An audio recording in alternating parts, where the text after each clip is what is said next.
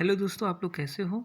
चलिए तो शुरू करते हैं बिना समय गवाए वन लाइनर के रूप में इतिहास का सारा महत्वपूर्ण प्रश्न।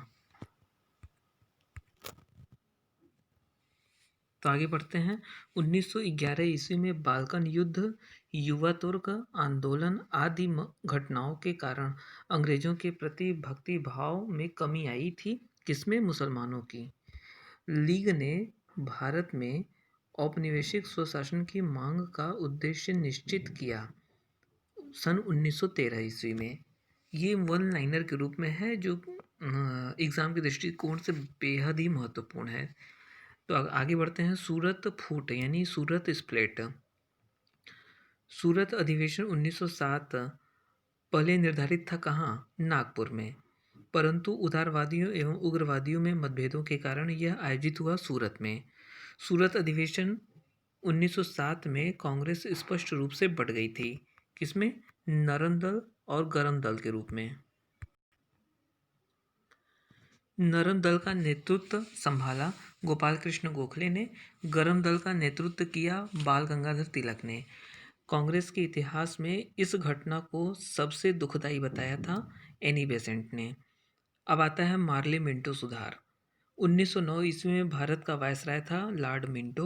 1909 ईस्वी में इंडिया सेक्रेटरी था मार्ले। 1909 ईस्वी में पारित इंडियन काउंसिल एक्ट कहलाता है मार्ले मिंटो सुधार। मार्ले मिंटो सुधार का उद्देश्य था उदारवादियों को पुचकारना। मार्ले मिंटो सुधार का दूसरा उद्देश्य था हिंदू मुस्लिम में कटुता उत्पन्न करना। पहली बार पृथक निर्वाचन की व्यवस्था हुई मुसलमानों के लिए। मुसलमानों के लिए पृथक निर्वाचन की व्यवस्था कहलाई सांप्रदायिक निर्वाचन प्रणाली यानी कम्युनल इलेक्टोरेट। अब आते हैं सांप्रदायिक निर्वाचन प्रणाली पे। इसमें पहला आता है दिल्ली दरबार। 1911 ईस्वी में एक भव्य दरबार आयोजित हुआ दिल्ली में। इंग्लैंड के सम्राट जॉर्ज एवं महारानी मेरी के स्वागत के लिए आयोजित किया गया दिल्ली दरबार। इस दरबार का आयोजन करवाया लॉर्ड हार्डिंग ने। दिल्ली दरबार में रद्द कर दिया गया बंगाल विभाजन का निर्णय। एक नवीन प्रांत के निर्माण की घोषणा की गई जिसमें बिहार एवं उड़ीसा शामिल थे। वो कौन सा प्रांत था? बिहार। बिहार पूर्ण रूपेण अस्तित्व में आया सन 1912 ईस्वी में। अब आगे बढ़ते हैं। दोनों बंगालों को मिलाकर एक प्रांत अस्तित्व में आया, वो था आपका बंगाल।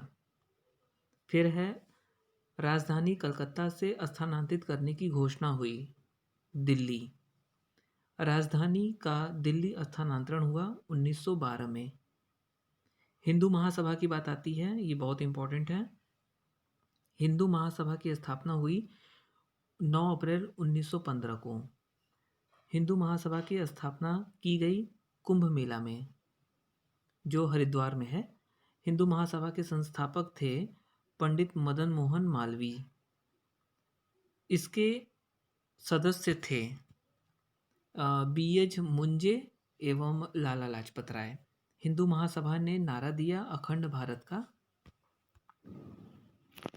हिंदू महासभा कट्टर संकीर्णता से अलग रहकर भारत की आज़ादी के लिए प्रयत्नशील रहा 1930 से 1932 ईस्वी तक। अब आगे बढ़ते हैं। लखनऊ समझौता यानी लखनऊ पैक्ट। 1914 ईस्वी में बाल गंगाधर तिलक रिहा हुए मांडले जेल से। जेल से रिहा होने के बाद गरम दल एवं नरम दलों के एकीकरण का प्रयास किया तिलक ने। तिलक समझौते के प्रयास में लगे कांग्रेस एवं मुस्लिम लीग में। ये चाहते थे कि दोनों आपस में मिल जाएं। आगे बढ़ते हैं। जिन्ना के प्रयासों से कांग्रेस और मुस्लिम लीग का संयुक्त अधिवेशन हुआ बम्बई 1915 ईस्वी में। बहुत इंपॉर्टेंट है ये। कांग्रेस का 32वां अधिवेशन 1916 में हुआ था लखनऊ में। लखनऊ अधिवेशन के अध्यक्ष थे अंबिका चरण मजूमदार। नरम और गरम दल में एकीकरण हुआ था तिलक एवं एनी बेसेंट के प्रयासों से। अब आगे बढ़ते हैं। लाला लाजपत राय एक परिचय, जल्दी से इनके बारे में जान लेते हैं। इनका जीवन काल रहा 1865 ईस्वी से 1928 ईस्वी। जन्म स्थान था ठंडके पंजाब में। संगठन जिससे वे प्रभावित थे वो था आर्य समाज। उनका लोकप्रिय उपनाम था लाल। उन्हें कौन सी उपाधि प्रदान की गई? शेर पंजाब। उनकी शिक्षा हुई बीए और एलएलबी उनकी शिक्षा थी। उनका पेशा था वकालत, पत्रकारिता और लेखन। उन्होंने कांग्रेस की सदस्यता ग्रहण की 1888 ईस्वी में। अब इनका प्रमुख योगदान देख लेते हैं लाला लाजपत राय की। 1901 ईस्वी में गोपाल कृष्ण गोखले के साथ इंग्लैंड गए तथा वहाँ राष्ट्रवादी प्रचार किया। लाला लाजपत राय स्वदेशी को देशभक्ति का प्रतीक मानते थे। 1907 ईस्वी में पंजाब में कॉलोनाइजेशन बिल के विरोध में आंदोलन किया। 1920 ईस्वी में वे कांग्रेस के अध्यक्ष बने। 1920 ईस्वी में कांग्रेस भारतीय ट्रेड यूनियन कांग्रेस के अध्यक्ष भी बने रहे ये। वर्ष 1928 में साइमन कमीशन का विरोध करते हुए बुरी तरह घायल हो गए एवं उनका निधन हो गया। उन्होंने यंग इंडिया तथा द पीपुल, जो अंग्रेजी में है, नामक पत्र पत्रिकाओं का प्रकाशन किया। उन्होंने Bhagavad Gita, unhappy India, Britain Bharat का ऋणी है नामक पुस्तकें लिखीं। दलित एवं अछूतों के उद्धार के लिए सर्वेंट्स ऑफ पीपुल्स सोसाइटी नामक संगठन स्थापित किया। कांग्रेस एवं मुस्लिम लीग में समझौता हो गया। तिलक और जिन्ना के प्रयासों से मिलकर अंग्रेजी सरकार पर दबाव बनाने हेतु समझौता हुआ कांग्रेस एवं मुस्लिम लीग में। कांग्रेस मुस्लिम लीग समझौता कहलाया लखनऊ समझौता। लखनऊ अधिवेशन में बिहार के किसान नेता जिन्होंने गांधी जी को चंपारण सत्याग्रह के लिए तैयार किया वो थे राजकुमार शुक्ल। अब आगे बढ़ते हैं। होम रूल लीग आंदोलन।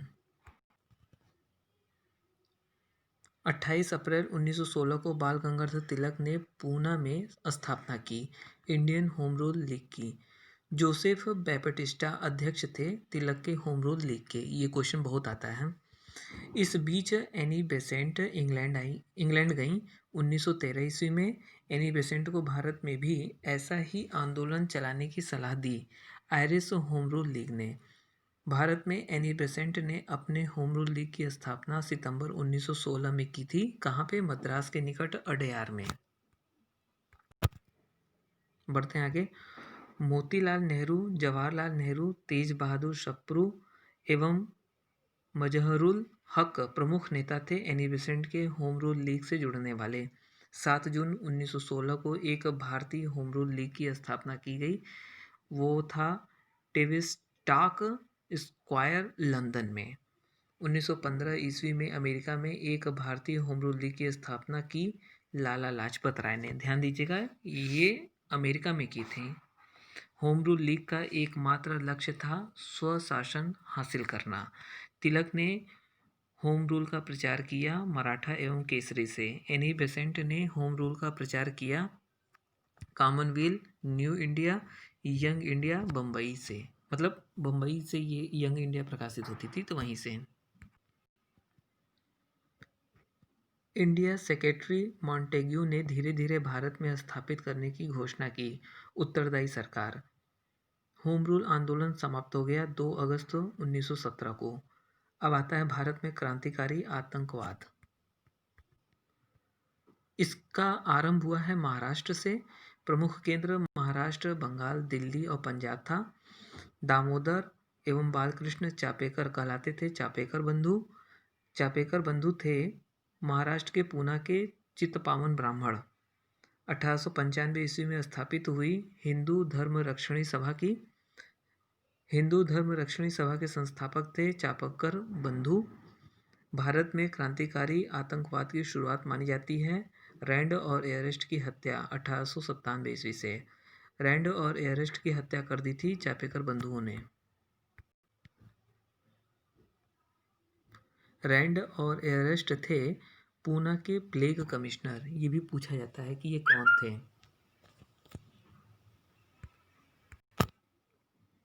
बात आती है अनुशीलन समिति की। तो बंगाल की प्रथम गुप्त क्रांतिकारी संस्था अनुशीलन समिति की स्थापना 1902 ईस्वी में हुई। अनुशीलन समिति की 500 शाखाएं थीं। इनकी स्थापना निम्न लोगों ने मिलकर की थी। कौन कौन थे? बारेंद्र कुमार घोष, भूपेंद्र नाथ दत्त, पी मित्रा, जतेंद्र नाथ बनर्जी। बंगाल क्रांतिकारी गतिविधियों का केंद्र बना 1902 ईस्वी से। अनुशीलन समिति का सिद्धांत था खून का बदला खून। अनुशीलन समिति ने बम बनाने की कला सीखने के लिए रूस भेजा था। किसे? हेमचंद्र को। 1905 ईस्वी में बंगाल में एक पुस्तक प्रकाशित हुई जिसका नाम था भवानी मंदिर। भवानी मंदिर के लेखक थे बारेंद्र कुमार घोष। क्रांतिकारी कार्यों के लिए केंद्र बनाने के लिए जानकारी दी गई है भवानी मंदिर में। 1906 ईस्वी में प्रकाशित हुई युगांतर पत्रिका। अब बात आती है अभिनव भारत की। अभिनव भारत संगठन की स्थापना 1904 ईस्वी में हुई। 1899 ईस्वी में विनायक दामोदर सावरकर ने मित्र मेला नामक एक क्रांतिकारी संस्था गठित की। मित्र मेला ही अभिनव भारत में तब्दील हो गया। अभिनव भारत की शाखाएं देश के विभिन्न क्षेत्रों में थीं। अभिनव भारत के संस्थापक भी विनायक दामोदर सावरकर थे। इसी समय बंगाल के ब्रह्म बांधव उपाध्याय ने प्रकाशित की थी संध्या पत्रिका। अरविंदो घोष ने भी एक पत्र प्रकाशित किया, नाम था वंदे मातरम। 1908 ईस्वी में पूर्वी बंगाल में घटित हुआ बर्राह डकैती कांड। बर्राह डकैती कांड का संबंध है क्रांतिकारी आतंकवाद से। बर्राह डकैती कांड में क्रांतिकारियों का नेता था पुलिन दास। महाराष्ट्र में क्रांतिकारी आंदोलन को उभारा केसरी पत्रिका ने। ये पूछा गया क्वेश्चन। तिलक ने 1893 ईस्वी में आरंभ किया गणपति उत्सव। तिलक ने 1895 ईस्वी से आरंभ किया शिवाजी उत्सव। गणपति एवं शिवाजी उत्सव के आयोजन का उद्देश्य था क्रांति का प्रचार। अभिनव भारत संगठन ने बम बनाने की कला सीखने के लिए पेरिस भेजा। किसे? पीएन वापट को। अब आता है क्रांतिकारी आतंकवाद, कुछ प्रसिद्ध षड्यंत्र केस। मुजफ्फरपुर षड्यंत्र केस। 30 अप्रैल 1908 को मुजफ्फरपुर बिहार में खुदीराम बोस एवं प्रफुल्ल चाकी ने जज किंग्सफोर्ड की गाड़ी समझकर उस पर बम फेंका। गलती से बम दूसरी गाड़ी पर गिरा तथा कुमारी कैनेडी तथा श्रीमती कैनेडी नामक महिलाओं की हत्या हो गई। प्रफुल्ल चाकी ने तो आत्महत्या कर ली, लेकिन खुदीराम बोस को 11 अगस्त 1908 में फांसी हो गई। सबसे कम उम्र यानी महज 18 वर्ष की उम्र में फांसी की सजा पाने वाले क्रांतिकारी खुदीराम बोस थे। इस घटना को भारतीय इतिहास में मुजफ्फरपुर षड्यंत्र केस कहा जाता है। अब बात आती है अलीपुर षड्यंत्र केस की। मुजफ्फरपुर षड्यंत्र केस के उपरांत मानिकतल्ला यानी अलीपुर में पुलिस ने छापा मारकर 34 क्रांतिकारियों को बंदी बना लिया। बंदी बनाए गए क्रांतिकारियों में बारेंद्र कुमार घोष और अरविंद घोष भी शामिल थे। बारेंद्र कुमार घोष को आजीवन कैद हुई एवं अरविंदो घोष को साक्ष्य के अभाव में छोड़ दिया गया। वर्ष 1908 में घटित यह घटना अलीपुर षड्यंत्र केस के नाम से जानी जाती है। अब बात आती है हावड़ा षड्यंत्र केस की। 1910 ईस्वी में हावड़ा षड्यंत्र केस में जतीन मुखर्जी को अभियुक्त बनाया गया। अगला था ढाका षड्यंत्र केस। 1910 ईस्वी में ढाका षड्यंत्र केस में पुलिनदास को 7 वर्षों की कैद हुई। अगला था नासिक षड्यंत्र केस। 21 दिसंबर 1909 को अभिनव भारत के अनंत कान्हरे ने गणेश सावरकर पर राजद्रोह के आरोप के विरोध में जैक्सन की हत्या कर दी। कन्हरे पर नासिक षड्यंत्र केस चलाया गया। अब बात आती है दिल्ली षड्यंत्र केस की। 1912 ईस्वी में वायसराय लॉर्ड हार्डिंग पर उसकी हत्या के उद्देश्य से दिल्ली में रासबिहारी बोस एवं सचिंद्र नाथ सान्याल ने बम फेंका। लॉर्ड हार्डिंग इस हमले में बच गया। 1912 ईस्वी में इस बम कांड के बाद मुकदमा चला, वह दिल्ली षड्यंत्र केस कहलाया। दिल्ली षड्यंत्र केस में दीनानाथ नामक व्यक्ति ने मुखबिरी की थी। दीनानाथ बहुत इंपॉर्टेंट है, ये भी एग्जाम का पार्ट बन चुके हैं। वैसे तो सभी इंपॉर्टेंट है। दिल्ली षड्यंत्र केस में मास्टर अमीचंद, अवध बिहारी और बाल मुकुंद को फांसी की सजा हुई। अब आगे बढ़ते हैं। सचिंद्र नाथ सान्याल ने क्रांतिकारी आंदोलन पर एक पुस्तक लिखी थी, उसका नाम था बंदी जीवन।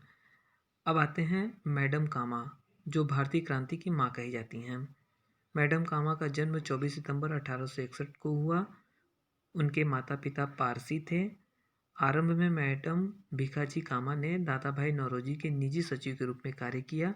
बाद में स्वतंत्रता आंदोलन से जुड़ गईं। मैडम कामा भारत की प्रथम सुविख्यात महिला क्रांतिकारी थीं। मैडम कामा ने 22 अगस्त 1907 को जर्मनी में आयोजित स्टुटगार्ट अंतर्राष्ट्रीय सोशलिस्ट सम्मेलन में भारतीय झंडा सबसे पहले फहराया। मैडम कामा ने अपना मुख्यालय फ्रांस के पेरिस को बनाया। मैडम कामा ने भारतीय क्रांतिकारियों को अस्त्र शस्त्र भेजने के प्रबंध भी किए थे। अतः उनके योगदान के लिए उन्हें भारतीय क्रांति की माँ कहा जाता है।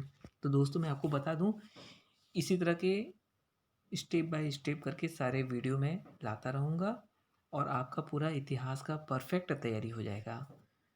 तो अंत में चलते चलते आपसे यही कहूँगा, इसको सब्सक्राइब कीजिए, मेरे चैनल को लाइक कीजिए और अपने दोस्तों में और स्टडी रिलेटेड ग्रुप में इसको शेयर कर दीजिए। धन्यवाद।